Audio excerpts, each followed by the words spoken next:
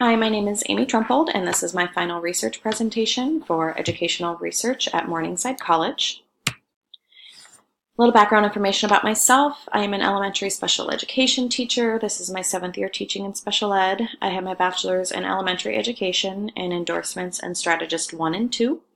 I am currently almost done pursuing my master's in professional educator at Morningside College.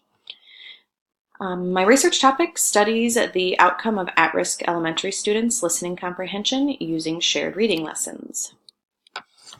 There are definitely some problems going on with comprehension. At-risk students are lacking rich instruction surrounding comprehension. Lack of early intervention can have long-term effects, such as retention, dropout, and students entering the juvenile system.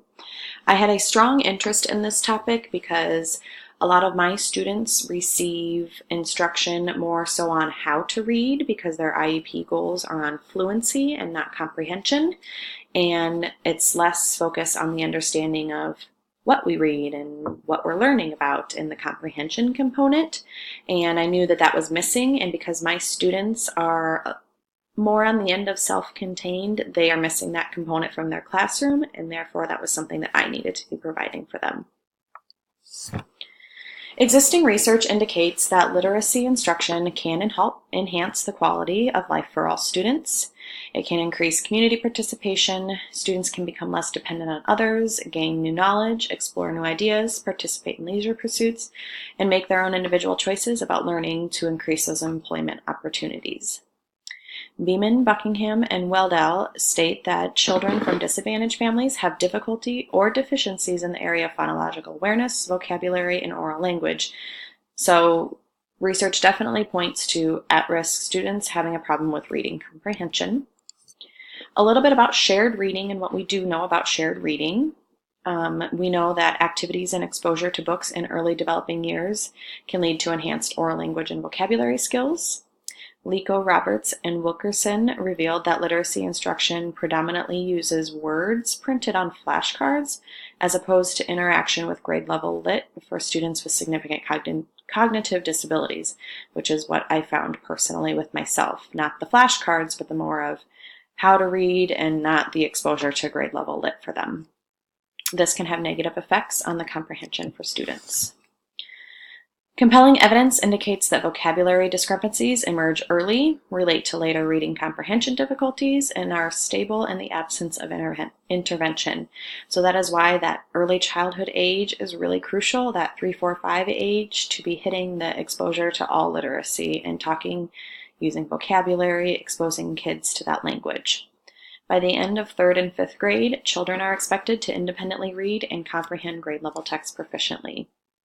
So what is shared reading? If you're unfamiliar with shared reading, it's known as a type of read-aloud strategy, which is an interactive book reading lesson supported in literature. It involves a teacher reading a book to a child or a group of children that would vary in complexity and the focus. The texts are usually more challenging and reach slightly above the instructional reading level of many of the students in the class. It guides vocabulary intervention for young children. Teachers model phonemic awareness, fluency, intonation, and the children are held accountable for participating during the shared reading and activities that follow. After shared reading, children have the opportunity to reread the text independently or with partners. This is typically done about 2 to 3 times in addition to what the teacher has already read to the students. They also complete extension activities such as crafts. They might role play with puppets, draw a picture from their favorite scene, or act out their favorite scene, or talk about a favorite character, write about a favorite character, or draw a favorite character. Research by Justice and Lankford found that children gained emergent literacy through the use of shared reading lessons, so we know that it should work. Shared reading was created in New Zealand to support children who had limited experiences with print prior to entering school, so those were definitely those at-risk youth. It offers at-risk students a reading experience to develop their learning skills so that they can become successful readers. The purpose of the study was to determine whether the use of shared reading lessons among at-risk students improved students' listening comprehension. The purpose was also so we could bring research to find well-rounded literacy to the special education classrooms, and we could begin rethinking IEP goals and the services that are provided in the special education classroom. My research design followed one group pre-test, post-test design with multiple baselines across the participants in an A/B research design, and I'll talk a little bit more about how that looked in the materials and procedures. The participants included 4 elementary 5th grade students, 2 were male and 2 were female. 3 of the 4 students had fluency IEP goals, and 1 of the students had a comprehension goal. A little bit about the school that I teach in. We are part of a large, fast-growing school district in eastern Iowa, but the school I teach in is small and rural. We have approximately 240 students, with 24% of those students participating in the free and reduced lunch program, and 17% of students receive special education services preschool through 5th grade, and that includes speech-only IEPs. The measurement tool I used for this study was the Basic Reading Inventory, which is also known as the BRI, and I did weekly progress monitoring with the students. They were assessed individually, and the BRI was able to tell me the independent, instructional, and frustrational levels of the students. The passages range from pre-primer to 12th grade, so it offers a wide range of comprehension passages and questions. The BRI passages and questions were read aloud by the researcher. The instructional tool that I used were shared reading instructional materials from readingatozee.com. I chose this tool because our school has, our special education program has a school account, so it was easy for me to access, easy for me to navigate. The lessons were provided for 5 days. I used 2 nonfiction stories and 2 fiction stories from Level 1. On Reading A to Z, Level 1 is the kindergarten and 1st grade stories. It was conducted over an 8-week period. During Phase 1, there was no treatment, no comprehension instruction whatsoever during the first 4 weeks, and that was where I collected the baseline data from the instructional level of each student from the BRI probes. Then during Phase 2, the shared reading instruction began from week 5 through week 8. The instruction was carried out 5 days a week for 20 minutes a day. Assessments were done in a quiet room with no distractions or other participants. The answers were recorded verbatim and then underlined for correct responses on the answer key. And then below is a little information about scoring out of 10. So if students missed 1.5 to 2 questions, that would score them at the independent instructional level. And then if they missed 5 or more questions, that was definitely an indicator of the frustrational level of that text. Reliability and validity was a challenge for me to find information on. The BRI is a form of an informal reading inventory, and they have actually been questioned for their reliability and validity. There is very little information on the BRI.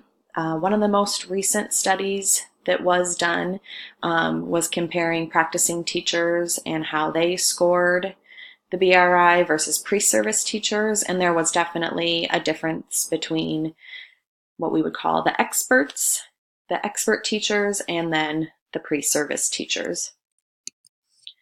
The BRI manual does not even list validity information for the comprehension portion of the BRI, but it did have reliability information as it pertained to fluency in correlation with DIBELS. Further updated research definitely needs to be taking place to evaluate reliability and validity of BRIs and all IRIs. Results. Phase 1, the BRI baseline data. So 3 of the 5th grade participants scored at 2nd grade frustrational listening comprehension level. And then the 4th 5th grade participant was found at the frustrational level for comprehension at 1st grade. So I ended up doing my instruction at the 1st grade level and assessing at the 1st grade level. The findings suggested that listening comprehension of 5th grade at-risk students may demonstrate an increase through the use of shared reading instructional lessons. My hypothesis was confirmed. As predicted, for participants 1, 2, and 3, you can see that the black line, the baseline, was where they were, and then the gray line was their final result. The 4th participant did show a quarter decrease in the mean from the baseline. The results of the dependent t-test did show a significant difference in the intervention results. There were some limitations in my study. I did have a small sample size, only using 4 students. All the participants were identified as special education students, so there were no general education peers to compare with. Because of that being a limitation, there could be differences in needs between those students, between at-risk and non-at-risk students. The frustrational levels could definitely be different for non-at-risk students because they may score closer to grade level or at grade level, and therefore we are not going to see that much of an increase for those non-at-risk students, whereas we saw a pretty big increase for students who are at-risk students. There are also multiple shared reading programs out there. I chose reading A to Z because of the convenience, but one program could be better than another. I think it's just important to find all of the literacy components that you're looking for. I had a positive outcome with reading A to Z, but it could be worth exploring. Another limitation is the validity of the BRI. Was that the best assessment tool or not?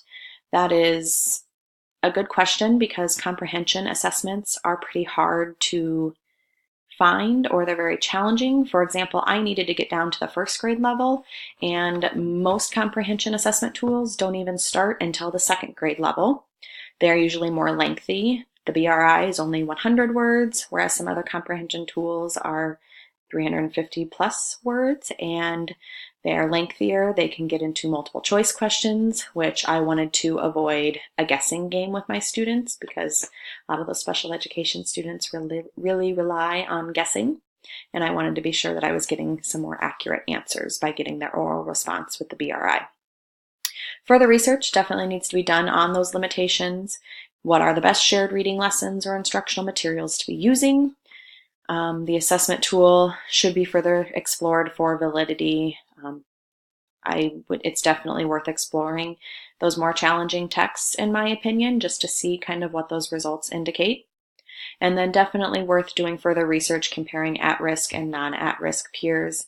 My assumption would be that results are going to indicate that there's not that much of a growth discrepancy for non-at-risk peers just because they should be scoring closer to grade level passages. Here's my references page, and I would just like to say in conclusion that shared reading does have positive impact on at-risk students, and I hope you explore shared reading. And just show you the full page there. There was a couple more that you couldn't quite see. I hope you have learned a little bit more about shared reading and using comprehension instruction in your classroom. Thank you.